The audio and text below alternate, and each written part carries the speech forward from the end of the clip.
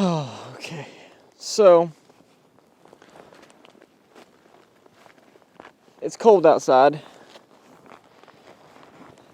and I've decided today I'm not going to do any shooting. I could. It's currently about, I think I looked last, -7, and we've had some snow come in.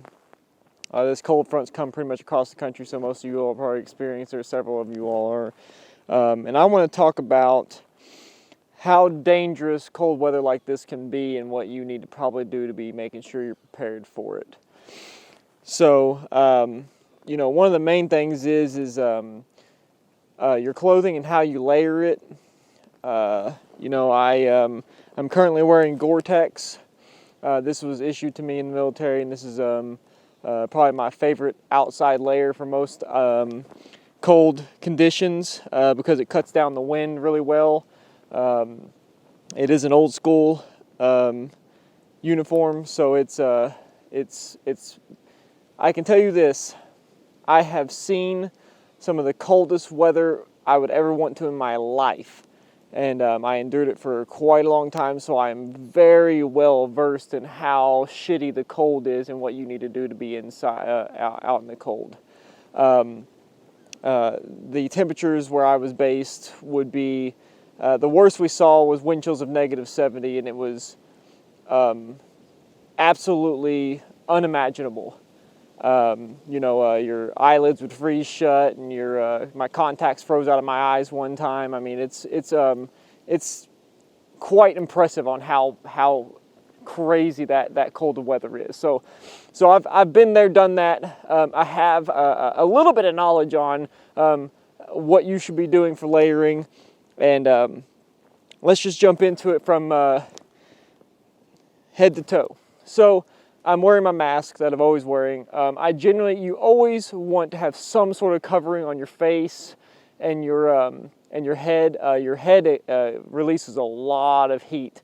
So any way you can retain that heat on the top of your head is probably ideal. Sometimes, depending on how bad it was, I'd layer actually multiple items on top of this. So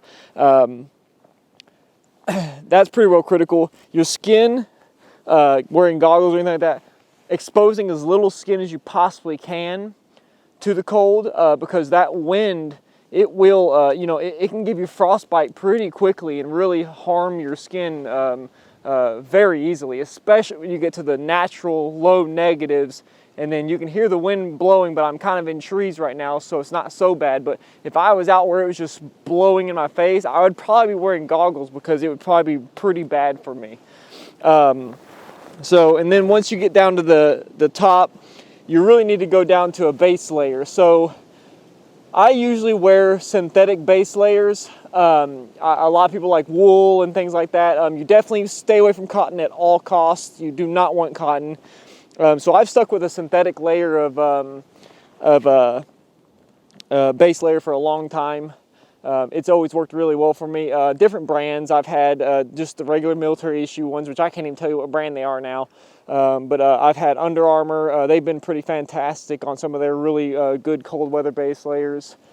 And then I can't think of any other good brands. I'm sure there's plenty of other good brands out there. But the main thing is you need a good synthetic. I thought something was falling on me. You need a good synthetic base layer, or wool or something like that, some sort of good base layer that can wick the moisture away from your body if you were to get warm enough to sweat. I don't get warm enough to sweat, so more layers is always better for me. A lot of people do sweat pretty easily. I do not have that problem. I hate the cold. I despise it. For me to get hot enough, even if I was out running around here, it is so cold out here, my body is not going to sweat in this. It takes a lot for my body to start sweating in this kind of environment.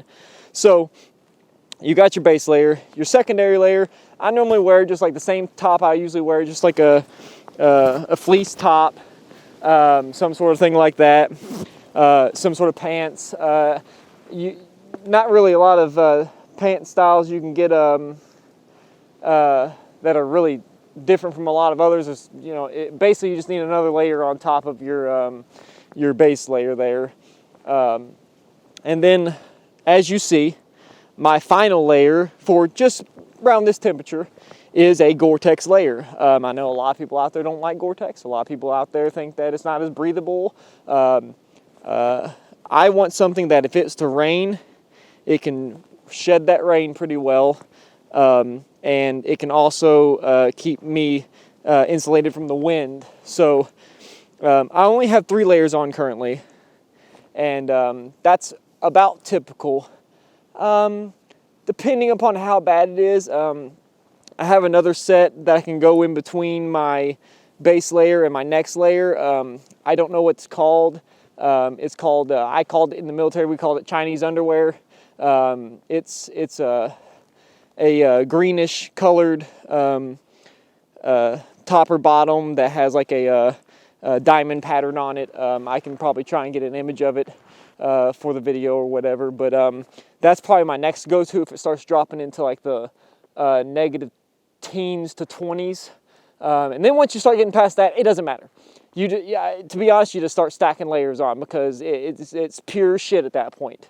And if you're out in it doing anything and you think you're going to be functional, it's just good luck, because at some point, your hands and your feet. You know, I got wool socks on right now, which is good. And you can get a really nice boot, Muglucks and whatnot, that are really good insulation quality. I'm not wearing those currently. I'm just wearing some pretty regular boots. But if it was much colder than this, you would definitely want some really good insulated boots. But gloves is really my kryptonite. I have never found a pair of gloves that can survive anything where you can actually functionally use your hands. Basically what you do is you just I usually wear the largest gloves I can, and if I have to use my hands, those gloves come off, and I function without my gloves on as long as I can. Or I wear a thin pair of gloves like this inside of a larger, thicker pair of gloves that will allow me to take my gloves off and be able to use these as much as possible. Sometimes just no gloves is the only option, and that's unfortunate. But that's basically the largest weakness in cold weather, in my opinion, is your gloves. Your hands will become crippled so quickly. So you got to do everything you can to keep them warm by all costs. So any kind of way to stuff them inside of the jacket and keep them warm close to your core is pretty ideal. But I mean, just being the weather out here today, I pretty much just wanted to do a short video. I'm not going to sit in the comfort of my home and show you my base layers. You know, I wanted to show you, standing out here in this shitty cold weather, what I would be wearing. I'm relatively pretty good right now. My hands are already hurting, but I've had some past injuries because of the cold in my hands, so they don't function very well anyways because of that. So, but any of my people that know me or were in the military with me and faced the North like I did, you know what I'm talking about. You know how cold and shitty it is, and you know all about layers. And trust me, there are plenty of people out there that talk about stuff on YouTube. They're out there doing activities, but man, if you are living that life day in and day out, you will learn how to layer and you will learn how to stay warm. And that is a critical thing in this temperature. And the one of the more specific parts of this is you should have these items in your vehicle.